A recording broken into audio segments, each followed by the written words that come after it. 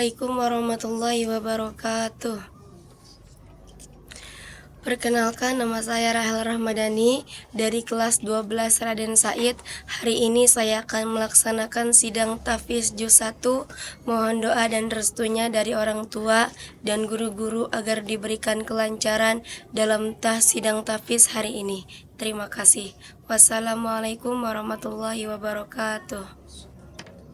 A'udzu billahi minasyaitonir rajim. Bismillahirrahmanirrahim. Alhamdulillahi rabbil alamin.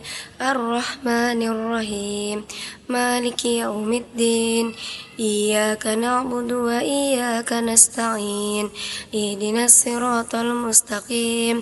Siratal ladzina an'amta 'alaihim ghairil maghdubi 'alaihim waladdallin. Bismillahirrahmanirrahim. Alif lam mim.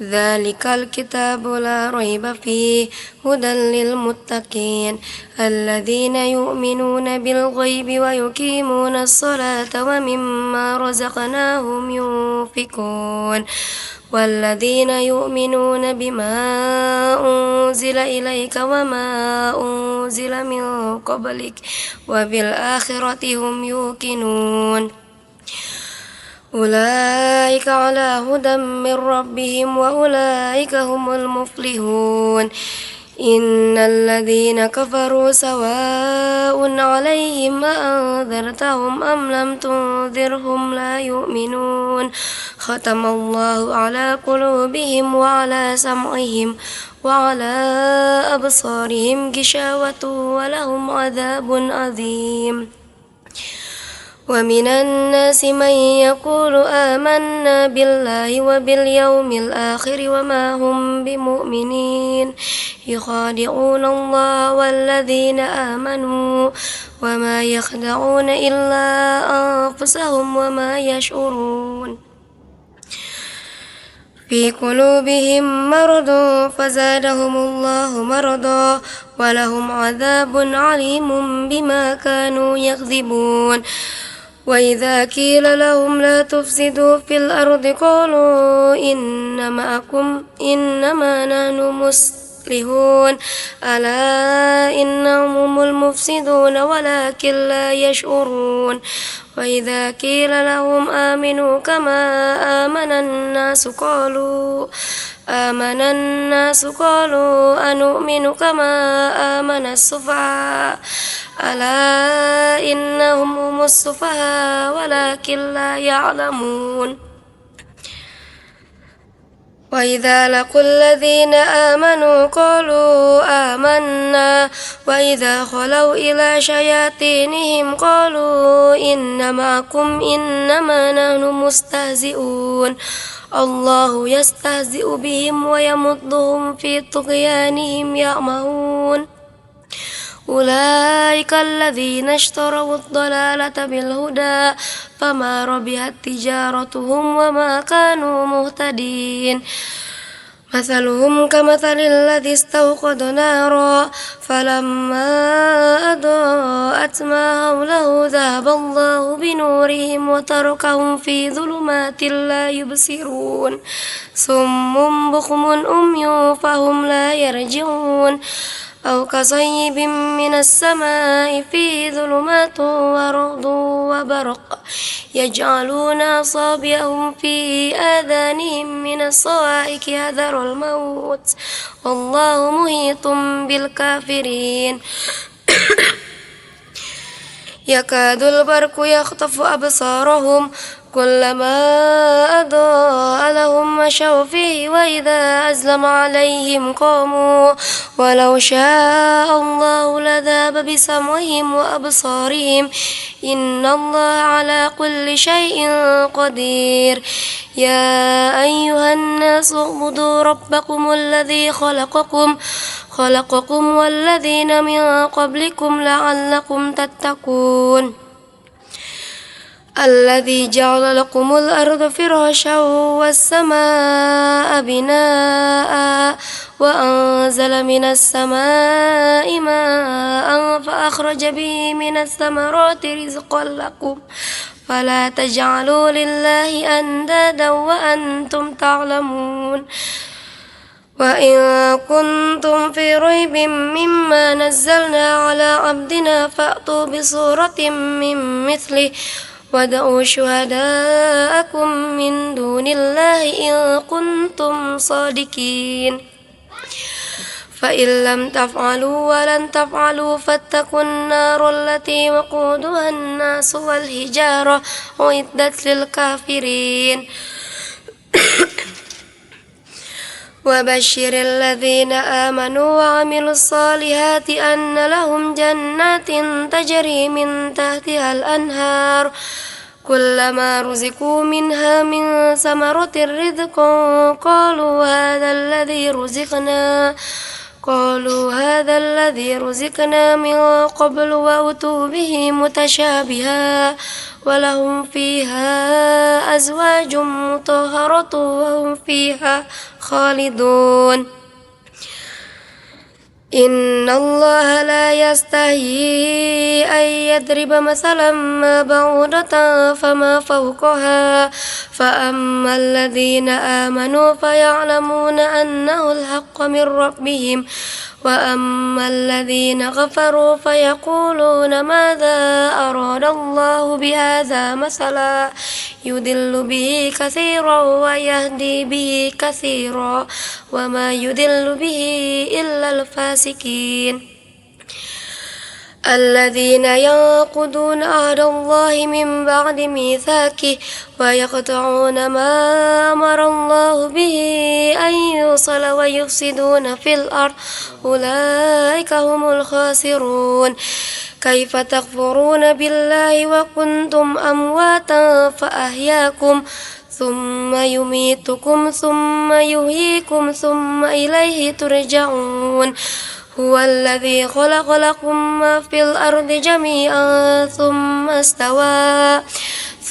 استوى إلى السماء فسواهن 7 سماوات وهو بكل شيء عليم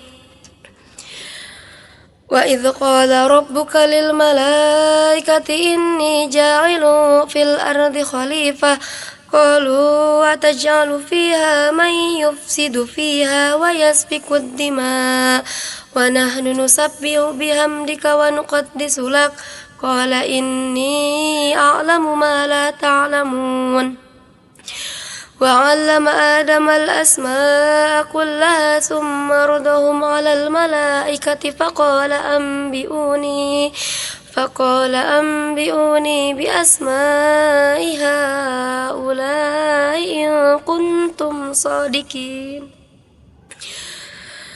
قالوا سبحانك لا علم لنا إلا ما علمتنا إنك أنت العليم الحكيم قال يا آدم أنبئهم بأسمائهم فلما أنباهم بأسمائهم قال ألم أقل لكم إني أعلم غيب السماوات والأرض وأعلم ما تبدون وما كنتم تكتمون وإذ قلنا للملائكة اسجدوا لآدم فسجدوا إلا إبليس أبى واستكبر وكان من الكافرين وقلنا يا آدم اسكن أنت وزوجك الجنة وكلا منها رغدا حيث شئتما ولا تقربا هذه الشجرة فتكونا من الظالمين فأزلهما الشيطان عنها فأخرجهما مما كانا فيه وقلنا اهبطوا بعضكم لبعض عدو ولكم في الأرض مستقر ومتاع إلى حين فتلقى آدم من ربه كلمات فتاب عليه إنه هو التواب الرحيم قلنا اهبطوا منها جميعا فإما يأتينكم مني هدى فمن تبع هداي فلا خوف عليهم ولا هم يحزنون والذين كفروا وكذبوا بآياتنا أولئك أصحاب النار هم فيها خالدون يا بني إسرائيل اذكروا نعمتي التي أنعمت عليكم وأوفوا بعهدي أوف بعهدكم وإياي فارهبون وآمنوا بما أنزلت مصدقا لما معكم ولا تكونوا أول كافر به ولا تشتروا بآياتي ثمنا قليلا وإياي فاتقون ولا تلبسوا الحق بالباطل وتكتموا الحق وأنتم تعلمون وأقيموا الصلاة وآتوا الزكاة واركعوا مع الراكعين أتأمرون الناس بالبر وتنسون أنفسكم وأنتم تتلون الكتاب أفلا تعقلون واستعينوا بالصبر والصلاة وإنها لكبيرة إلا على الخاشعين الذين يظنون أنهم ملاقو ربهم وأنهم إليه راجعون يا بني إسرائيل اذكروا نعمتي التي أنعمت عليكم وأني فضلتكم على العالمين واتقوا يوما لا تجزي نفس عن نفس شيئا ولا يقبل منها شفاعة ولا يؤخذ منها عدل ولا هم ينصرون وإذ نجيناكم من آل فرعون يسومونكم سوء العذاب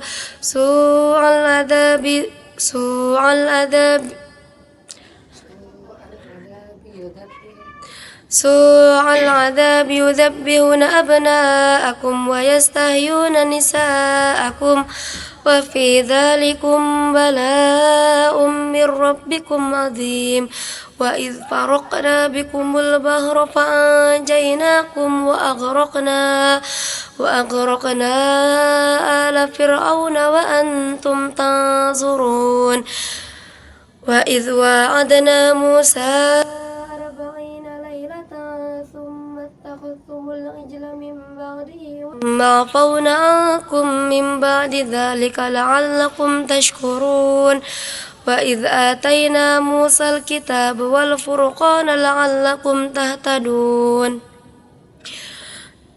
وإذ قال موسى لقومه يا قوم إنكم ظلمتم أنفسكم باتخاذكم العجل فتوبوا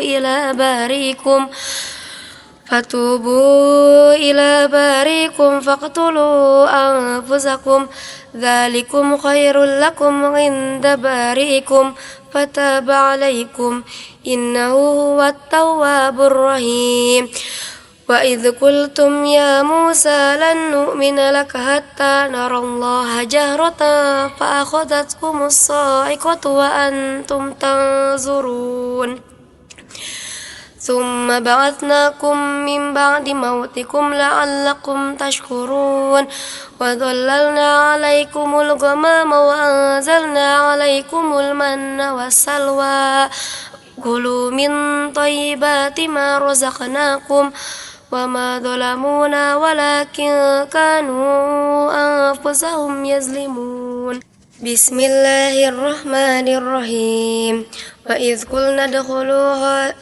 قلنا ادخلوا هذه القرية فكلوا منها حيث شئتم رغدا وادخلوا الباب سجدا وقولوا حطة نغفر لكم خطاياكم وسنزيد المحسنين فبدل الذين ظلموا قولا غير الذي قيل لهم فأنزلنا على الذين ظلموا رجزا من السماء بما كانوا يفسقون وإذ استسقى موسى لقومه فقلنا اضرب بعصاك الحجر فانفجرت منه 12 عينا قد علم كل أناس مشربهم كلوا واشربوا من رزق الله ولا تعثوا في الأرض مفسدين وإذ قلتم يا موسى لن نصبر على طعام واحد فادع لنا ربك يخرج لنا مما تنبت الأرض من بقلها وكثائها وفومها وعدسها وبصلها قال أتستبدلون الذي هو أدنى بالذي هو خير اهبطوا مصرا فإن لكم ما سألتم وضربت عليهم الذلة والمسكنة وباءوا بغضب من الله ذلك بأنهم كانوا يكفرون بآيات الله ويقتلون النبيين بغير الحق ذلك بما عصوا وكانوا يعتدون إن الذين آمنوا والذين هادوا والنصارى والصابئين من آمن بالله واليوم الآخر وعمل صالحا فلهم أجرهم عند ربهم ولا خوف عليهم ولا هم يحزنون وإذ أخذنا ميثاقكم ورفعنا فوقكم الطور خذوا ما آتيناكم بقوة واذكروا ما فيه لعلكم تتقون ثم توليتم من بعد ذلك فلولا فضل الله عليكم ورحمته لكنتم من الخاسرين ولقد علمتم الذين اعتدوا منكم في السبت فقلنا لهم كونوا قردة خاسئين فجعلناها نكالا لما بين يديها وما خلفها وموعظة للمتقين وإذ قال موسى لقومه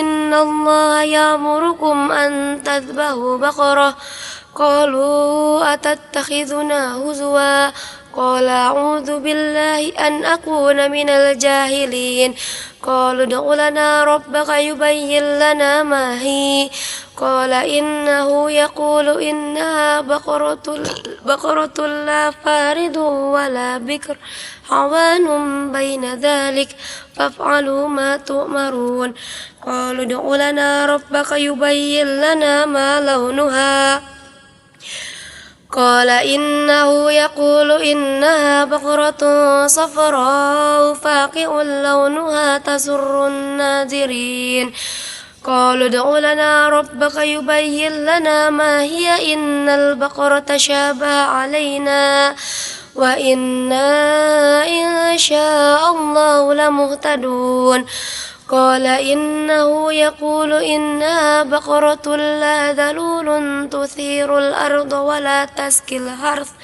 مسلمة لا شية فيها قالوا الآن جئت بالحق فذبحوها وما كادوا يفعلون وإذ قتلتم نفسا فادارأتم فيها والله مخرج ما كنتم تكتمون فقلنا اضربوه ببعضها كذلك يحيي الله الموتى ويريكم آياته لعلكم تعقلون ثم قست قلوبكم من بعد ذلك فهي كالحجارة أو أشد قسوة وإن من الحجارة لما يتفجر منه الأنهار وإن منها لما يشقق فيخرج منه الماء وإن منها لما يهبط من خشية الله وما الله بغافل عما تعملون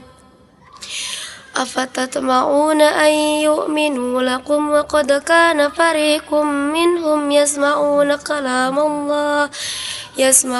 كلام الله ثم يحرفونه من بعد ما عقلوه وهم يعلمون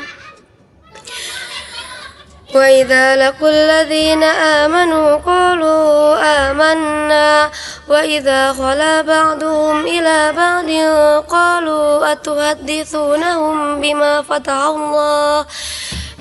فتح الله عليكم ليحاجوكم به عند ربكم أفلا تعقلون أولا يعلمون أن الله يعلم ما يسرون وما يعلنون ومنهم أميون لا يعلمون الكتاب إلا أماني وإن هم إلا يظنون فويل للذين يكتبون الكتاب بأيديهم ثم يقولون هذا من عند الله ليشتروا به ثمنا قليلا فويل لهم مما كتبت أيديهم وويل لهم مما يكسبون وقالوا لن تمسنا النار إلا أياما معدودة قل أتخذتم عند الله عهدا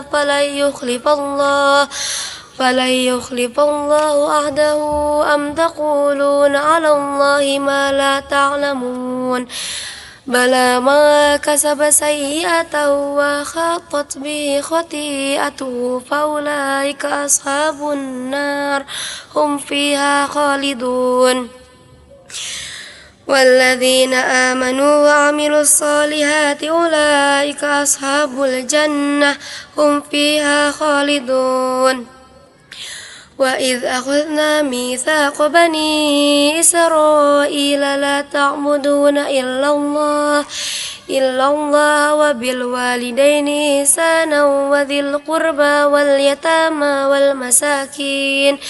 والمساكين وقولوا للناس حسنا وأقيموا الصلاة وآتوا الزكاة ثم توليتم إلا قليلا منكم وأنتم معرضون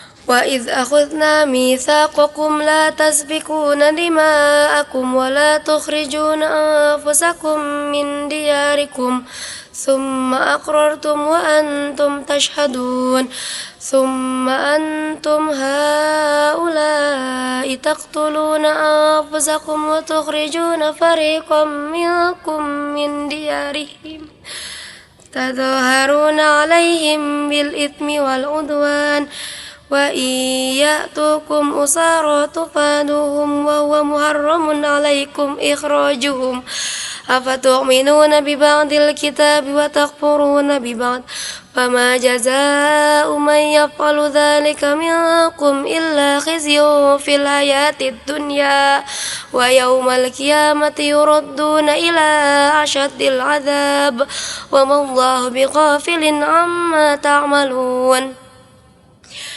أولئك الذين اشتروا الحياة الدنيا بالآخرة فلا يخفف عنهم العذاب ولا هم ينصرون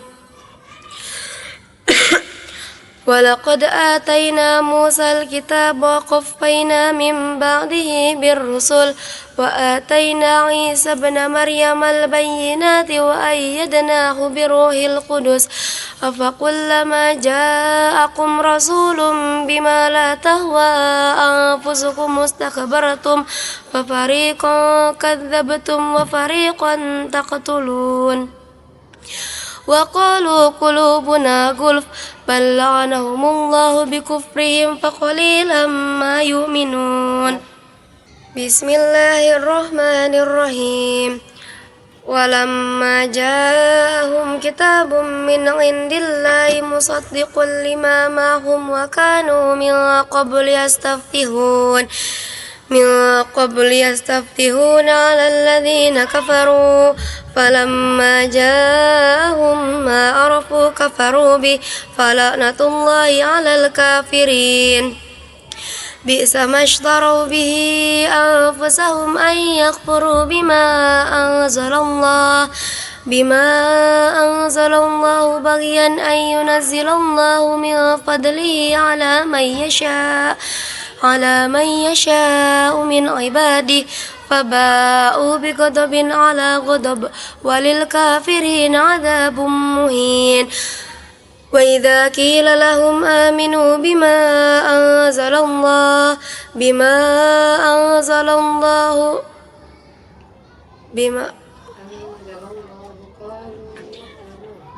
بما أنزل الله قالوا نؤمن بما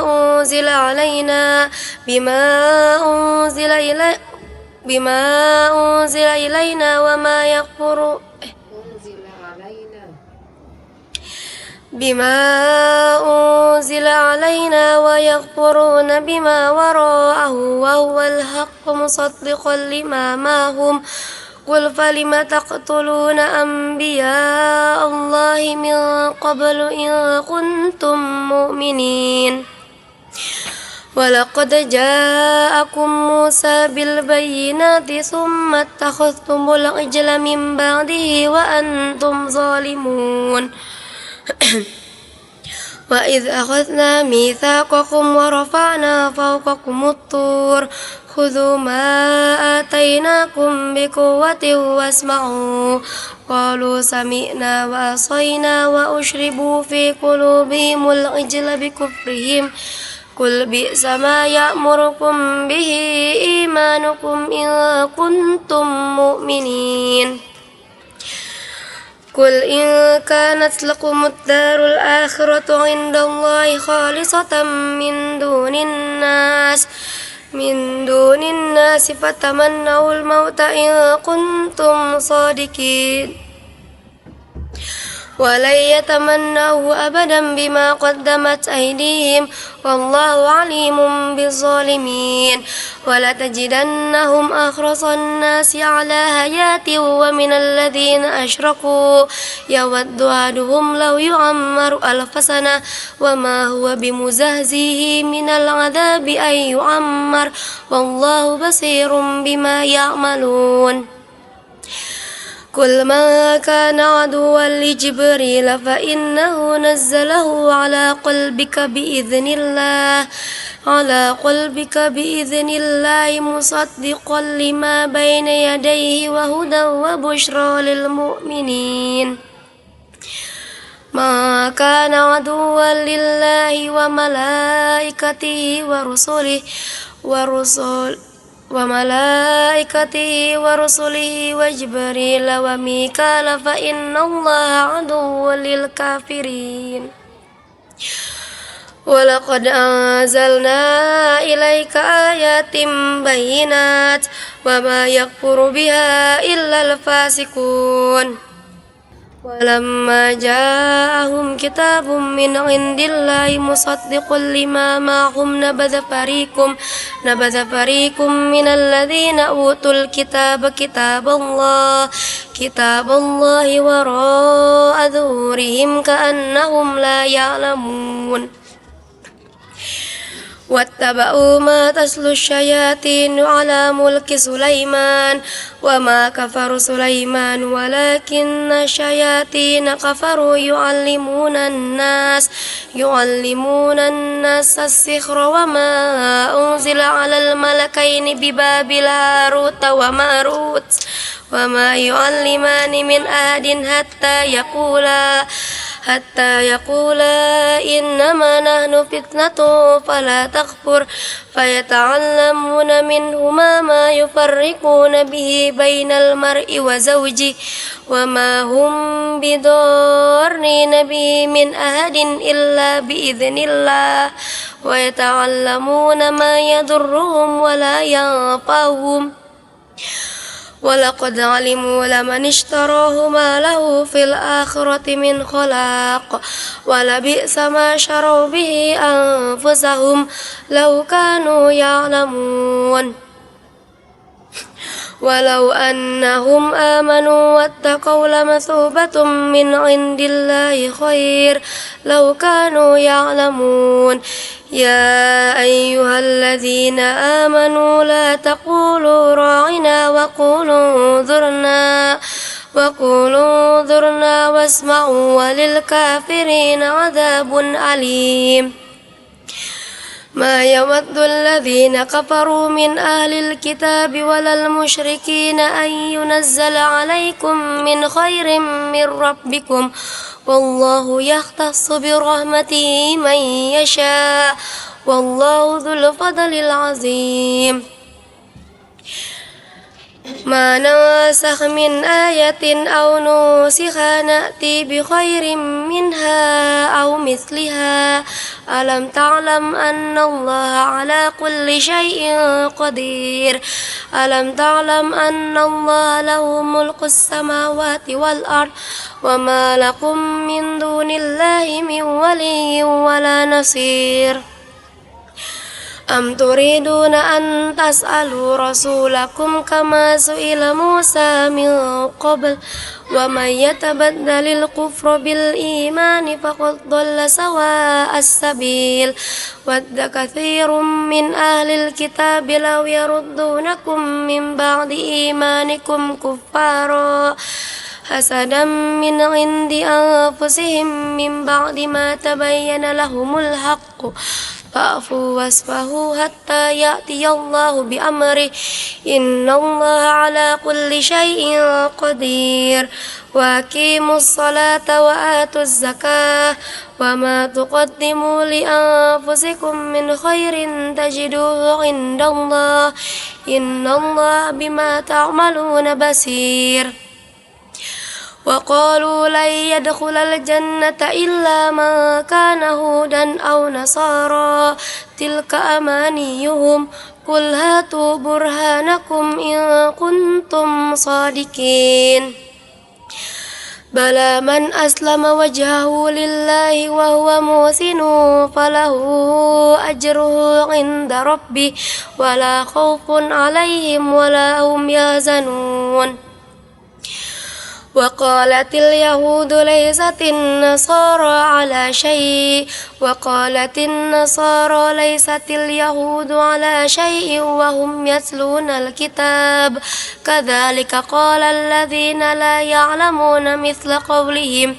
الله يحكم بينهم يوم القيامة فيما كانوا فيه يختلفون ومن أظلم ممن منع مساجد الله أن يذكر فيها اسمه وسعى في خرابها أولئك ما كان لهم أن يدخلوها إلا خائفين لهم في الدنيا خزي ولهم في الآخرة عذاب عظيم ولله المشرق والمغرب فأينما تولوا فثم وجه الله إن الله واسع عليم وقالوا اتخذ الله ولدا سبحانه بل له ما في السماوات والأرض كل له قانتون بديع السماوات والأرض وإذا قضى أمرا فإنما يقول له كن فيكون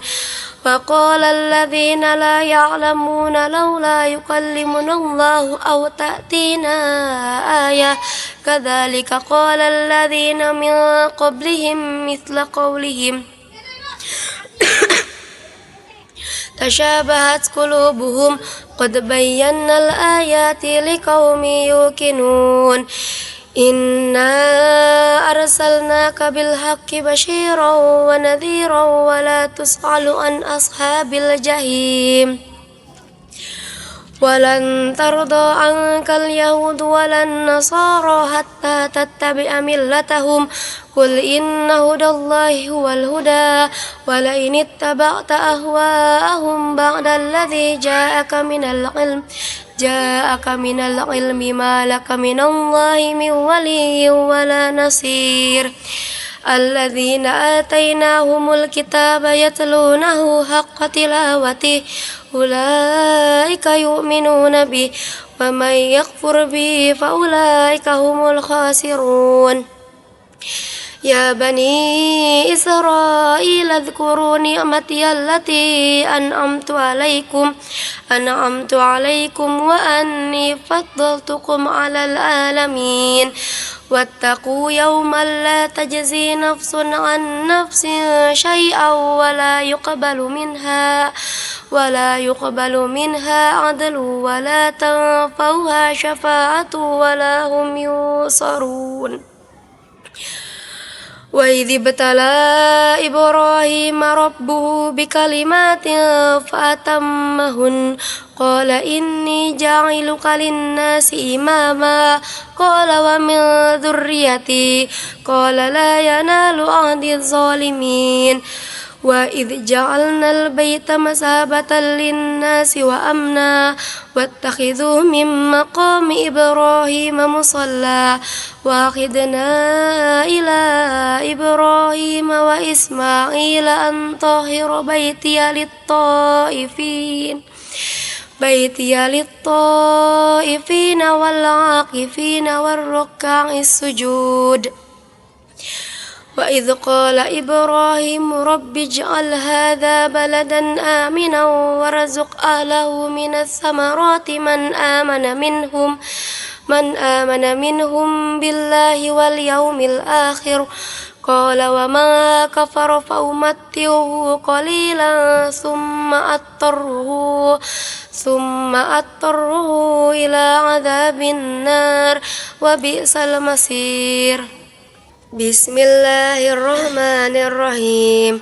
وإذ يرفع إبراهيم القواعد من البيت وإسماعيل ربنا تقبل منا إنك أنت السميع العليم ربنا واجعلنا مسلمين لك ومن ذريتنا أمة مسلمة لك وأرنا مناسكنا وتب علينا إنك أنت التواب الرحيم ربنا وابعث فيهم رسولا منهم يتلو عليهم آياتك ويعلمهم الكتاب والحكمة ويزكيهم إنك أنت العزيز الحكيم. ومن يرغب عن ملة إبراهيم إلا من سفه نفسه ولقد اصطفيناه في الدنيا وإنه في الآخرة لمن الصالحين. إذ قال له ربه أسلم قال أسلمت لرب العالمين. ووصى بها إبراهيم بنيه ويعقوب يا بني إن الله اصطفى لكم الدين فلا تموتن إلا وأنتم مسلمون. أم كنتم شهداء إذ حضر يعقوب الموت إذ قال لبنيه ما تعبدون من بعدي قالوا نعبد إلهك وإله آبائك إبراهيم وإسماعيل وإسحاق إلها واحدا ونحن له مسلمون. تلك أمة قد خلت لها ما كسبت ولكم ما كسبتم ولا تسألون عما كانوا يعملون. وقولوا كونوا هودا أو نصارى تهتدوا قل بل ملة إبراهيم حنيفا وما كان من المشركين. قولوا آمنا بالله وما أنزل إلينا وما أنزل إلى إبراهيم وإسماعيل وإسحاق ويعقوب والأسباط وما أوتي موسى وعيسى وما أوتي النبيون من ربهم لا نفرق بين أحد منهم ونحن له مسلمون. فإن آمنوا بمثل ما آمنتم به فقد اهتدوا وإن تولوا فإنما هم في شقاق فسيكفيكهم الله وهو السميع العليم. صبغة الله ومن أحسن من الله صبغة ونحن له عابدون. قل أتحاجوننا في الله وهو ربنا وربكم ولنا أعمالنا ولكم أعمالكم ونحن له مخلصون. أم تقولون إن إبراهيم وإسماعيل وإسحاق ويعقوب والأسباط كانوا هودا أو نصارى قل أأنتم أعلم أم الله ومن أظلم ممن كتم شهادة عنده من الله وما الله بغافل عما تعملون Tilka ummatun qad khalat laha ma kasabat walakum ma kasabtum wala tus'aluna amma kanu ya'malun. Shadaqallahul azim. Bismillahirrahmanirrahim. Assalamualaikum warahmatullahi wabarakatuh. Hamdan salaman amma ba'du. Yang saya hormati Dewan Guru Penyidang, yang saya hormati tim multimedia Asyidikiyah, dan yang saya hormati orang tua dan keluarga dari Ananda Rahel Rahmadani, dan yang saya banggakan Ananda Rahel Rahmadani yang alhamdulillah pada pagi hari ini telah menyelesaikan sidang tahfizul Quran juz 1. Di sini saya akan mengomentari tentang penerapan ilmu tajwid. Alhamdulillah di keseluruhan sidangnya sangat bagus, Masya Allah, sangat baik untuk tajwidnya. Di sini hanya ada beberapa koreksi dari saya. Yang pertama, ifa akrob, ya Kak. Contohnya ada di surat Al-Baqarah ayat 24. Walan taf'alu, harusnya ya, ditahan dulu. Tadi kecepatan walan taf'alu, ya. Ifa akrob juga ada di surat Al-Baqarah ayat 28. Ya, hanya ada di Al-Baqarah, surat Al-Baqarah ayat 24 dan 28. Untuk selanjutnya idgham mimi, ya Kak. Idgham mimi contohnya ada di surat Al-Baqarah ayat 29. Alladzi khalaqa lakum ma fil ard, ya Kak. Tadi mimnya belum ditahan dan diguna, bacanya agak kecepatan ya. Bacanya alladzi khalaqa lakum ma fil ard, ya, seperti itu ya Kak. Idgham mimi juga ada di surat Al-Baqarah ayat 56. Ada di surat Al-Baqarah ayat 79 dan di surat Al-Baqarah ayat 110, ya Kak. Untuk selanjutnya rotafim. Ya, mengenai rotafim contohnya ada di surat Al-Baqarah ayat 81. Rotafim harusnya dibaca tebal ya. Tadi kurang tebal kakaknya ya. Contohnya ada di surat Al-Baqarah ayat 81. Bismillahirrahmanirrahim. Faulaika ashabun nar. Ya, tadi kurang tebal bacanya faulaika ashabun nar. Nanti ditebelin lagi. Rotafim juga ada di surat Al-Baqarah 96 dan di surat Al-Baqarah 39 dan 63. Untuk selanjutnya mengenai idgham bigunah ya Kak. Idgham bigunah harusnya ditahan 2 harakat disertai dengan dengung ya. Tadi kurang ditahan dan didengung. Contohnya ada di surat Al-Baqarah ayat 136. Bismillahirrahmanirrahim. Baina ahadim minhum. Harusnya tadi kakak bacanya agak cepat. Baina ahadim minhum, ya. Nanti ditahan lagi dan didengungin lagi. Idgham bigunah ada di surat Al-Baqarah ayat 96, di surat Al-Baqarah ayat 97, ayat 100, ayat 105, 114, 118, 120 dan 139. Untuk alhamdulillah untuk keseluruhan sudah sangat baik, Masya Allah. Untuk penerapan ilmu tajwidnya sangat baik. Semoga istiqomah di juz-juz selanjutnya juga bisa lebih baik lagi ya Kak. Semoga bisa mungkin 30 juz, tetap semangat dan istiqomah dalam menghafal Al-Quran ya. Baik, cukup sekian dari saya. Apabila ada kata-kata yang kurang berkenan, mohon dibukakan pintu maaf yang seluas-luasnya. Wassalamualaikum warahmatullahi wabarakatuh. Assalamualaikum warahmatullahi wabarakatuh. Yang saya hormati Dewan Juri pada sidang pagi hari ini, yang saya hormati tim multimedia, dan yang saya hormati orang tua dari Ananda Rasel Rahmadani, dan yang saya banggakan Ananda Rasel Ramadhani yang telah menyelesaikan sidang juz satunya dengan baik. Untuk temponya tadi Ananda Rasel Masya Allah, dari awal sampai akhir temponya stabil, tidak terlalu cepat, tidak terlalu lambat. Dari segi kelancaran ada beberapa catatan untuk Ananda Rasel. Yang pertama dari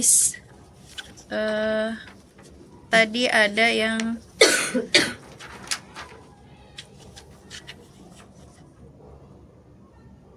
ayat 11 tadi harusnya innama nahnu muslihun. Tadi Rasel bacanya mau inna ma'akum ya. Itu ayat 14. Tadi bacanya mau ayat ke-14. Terus tadi juga ada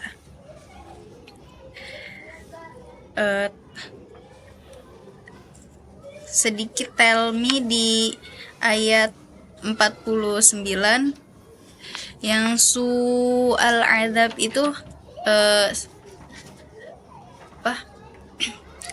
telat mikir hasilnya gitu. Terus juga tadi mungkin karena lagi batuk juga, jadi ada ayat-ayat yang pengambilan nafasnya kurang tepat gitu. Seperti tadi di ayat 25 dan ayat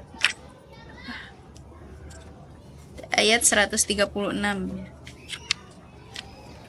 Terus ada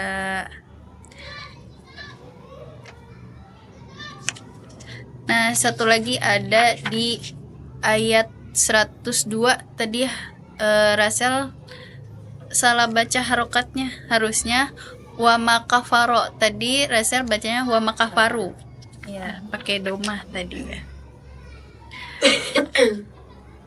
Mungkin itu saja komentar dari kelancaran. Untuk kedepannya semoga Rasel lebih istiqomah lagi menghafal Al-Qur'annya, lebih semangat, bisa mungkin 30 juz biar bisa menyematkan mahkota di surganya kelak.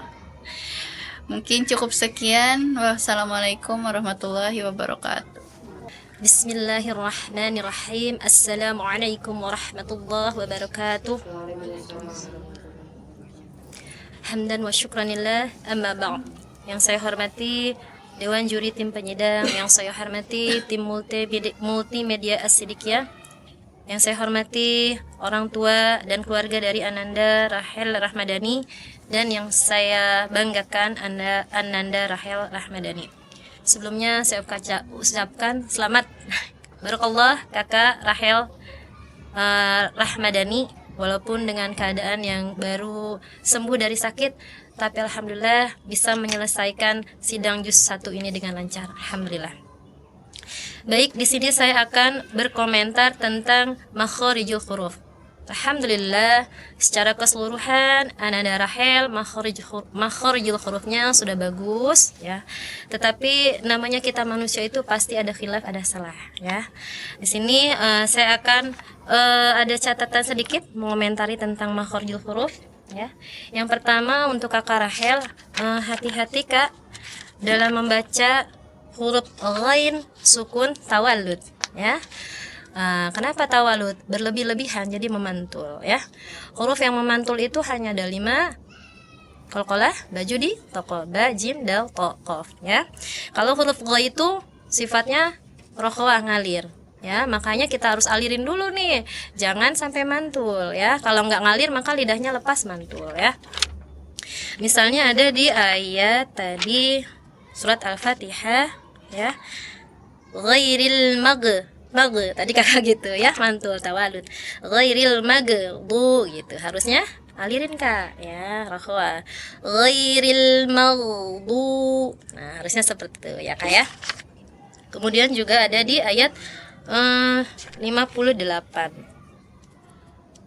ya, ayat 58 kakak tadi bacanya juga mantul, nagfir lakum, harusnya naufir lakum, ngalir dulu ya, jangan buru-buru. Kalau buru-buru dia pasti mantul tawalud ya. Kemudian ada huruf zai. Nah tadi kakak kurang tebel ya, zai itu kan punya sifat sofir. Nah iya, ada desisnya, ada desisnya, za, zi, zu, baz ya, ada desisnya ya kak ya. Tadi ayat berapa ya tadi? Ayat 10 nih contohnya. Misalnya tadi kakak cuma fazadahumullah, harusnya ada desisnya dulu kak, fazadahumullah gitu ya kak ya. Ingat zai ada sofirnya, ada desisnya ya. Tadi kakak kurang tebel ya.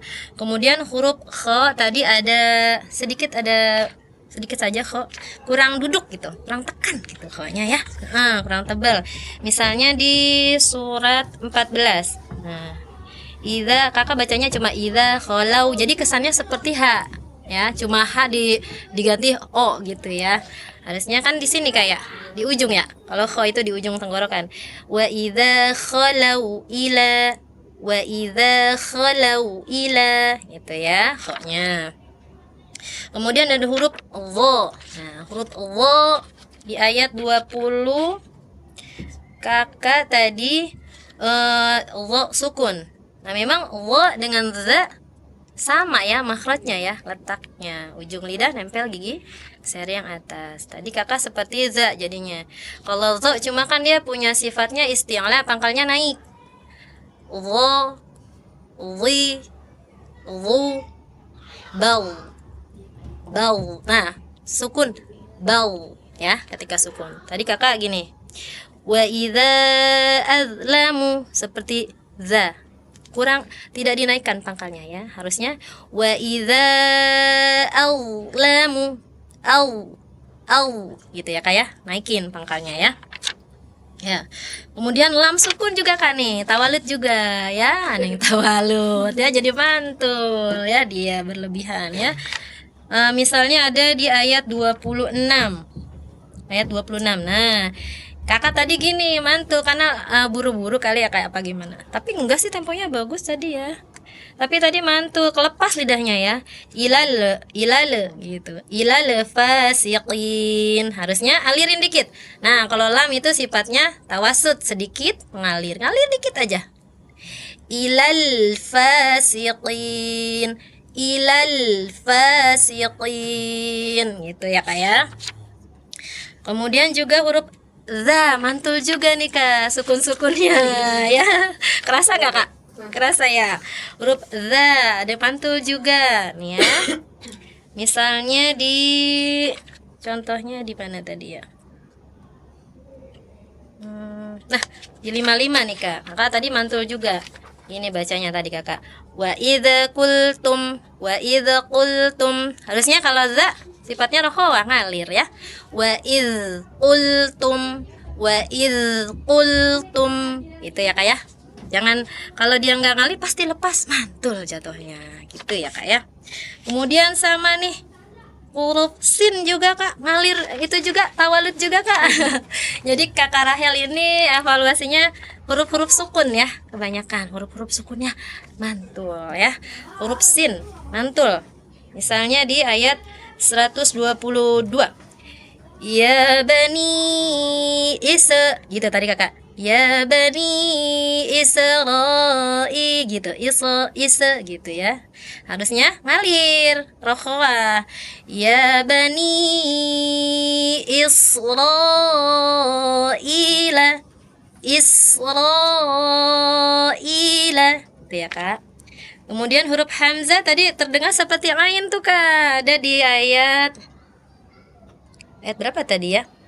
141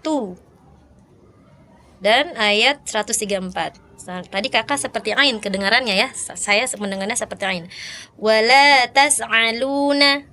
Harusnya wala tas'aluna gitu ya.